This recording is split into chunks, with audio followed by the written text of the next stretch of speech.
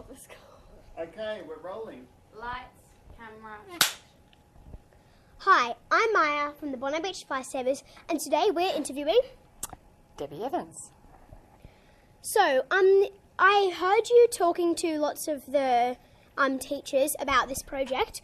Would you say that you have a lot of experience in it? How long have you been doing it exactly? This particular project, I've been doing it for 6 weeks. Never done it before. Did a little bit of research into it, found out a little bit about it. I was convinced that it would be a really good project to try at Bondi Beach Public School. What do you think the teachers will take out of the project? Out of today? Look, I don't know. That's a good question. I'm hoping that everybody gets at least one thing that they would like to try in their classrooms. That's my goal, is to have one thing that a teacher goes back and tries in their classroom. So what year did you test this out on at Bondi Beach Public School? Going back to the maths project, so that's at the moment, that's a year 2 class that are doing that maths project, Mrs. Jenkinson's class. Ours, which was maths, and it was a lot of hands-on with plastic Unifix blocks and pencil and paper. The other 2 activities that were going on this morning, one was the Rube Goldberg inspired machines, and they're using a lot of technology in there, a lot of technology that might use, and I know what you're trying to do here, batteries. They use batteries or electricity to power their little machines. Well, back to the math. Back to the maths, yep. Do you think the teachers were a bit like the year 2s when they began to fiddle with the blocks? And I think everybody felt a little bit uncomfortable. It was like, what's the question, and am I going to be right? And because we use that scientific method, and we won't say who's right or wrong, nobody's right, nobody's wrong, everybody's having a prediction. That's really important to us because it makes people have a little go and not be worried if they're right or wrong. Did you think it was different from the year 2s to the adults, how they made their predictions, how some of them worked them out? That's a really good question. I was a bit surprised because there were at least 2 groups of people who didn't touch the blocks at all. I was surprised about that.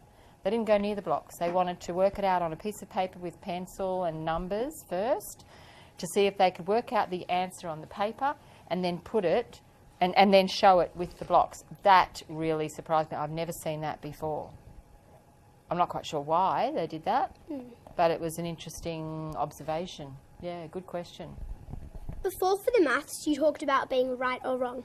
Do you think the fear of failure has impacted some students and made them want to, not be as enthusiastic about the certain subject that they're learning? Gosh, you guys ask good questions. Absolutely. I think there is a fear of failure.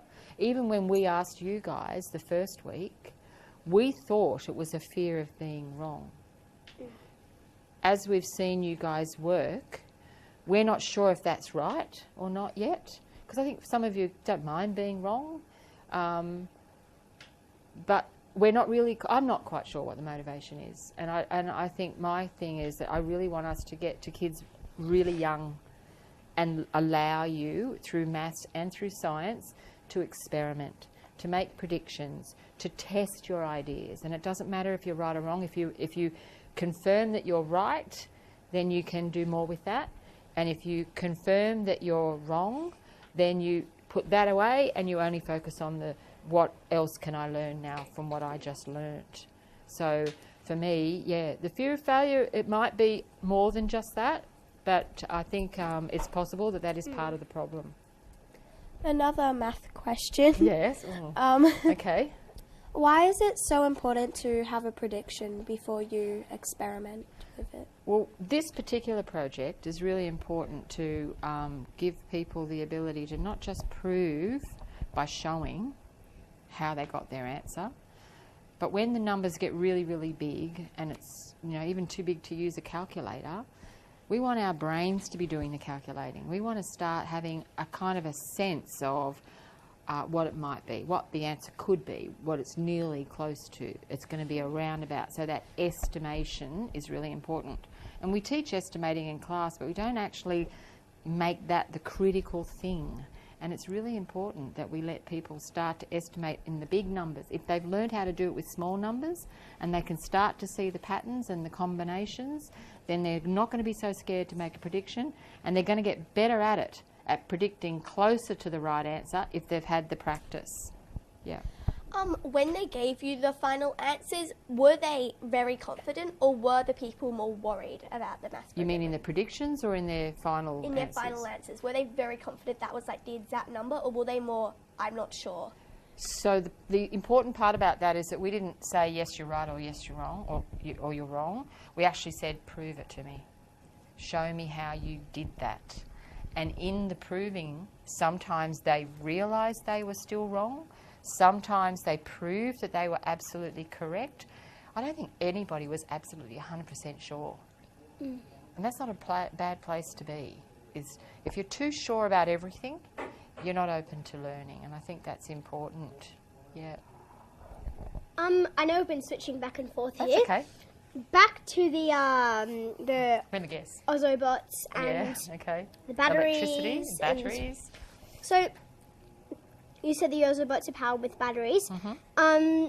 Now, how do you think the batteries interact with the Ozobots and sort of power them in a way?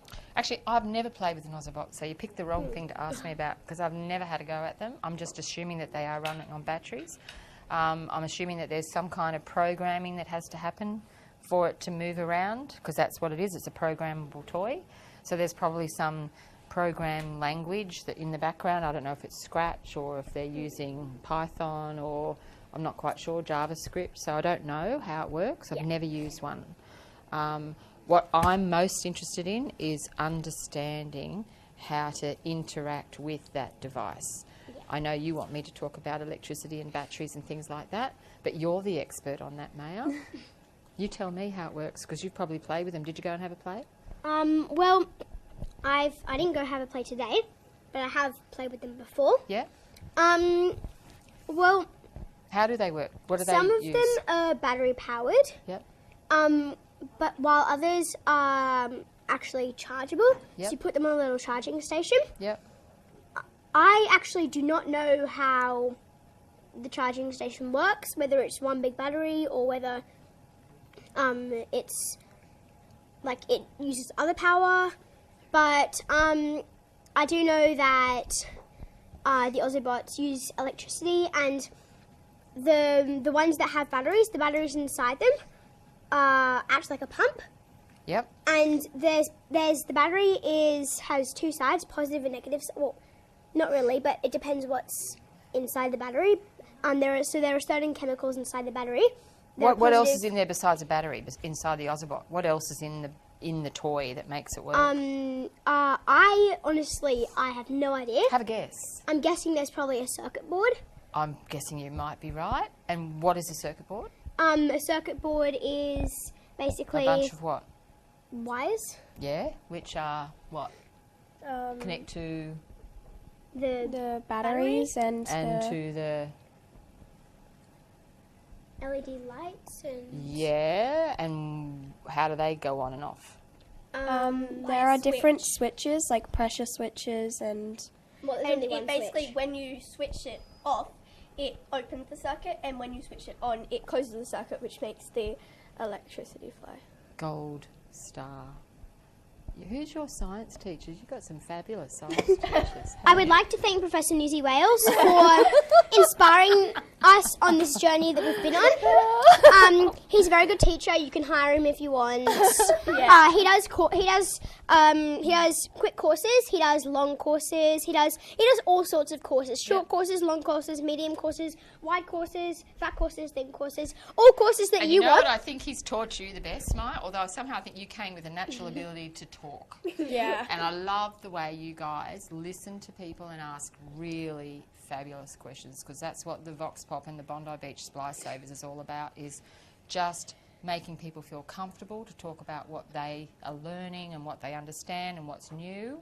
And you guys do that beautifully. Thank you very much. Where the body. Yeah, go. Once again, my name is Summer. This is Freya. I'm Freya. And We're we're the the Bondi Beach Splice Savers. Signing off once again. Thank you and good night.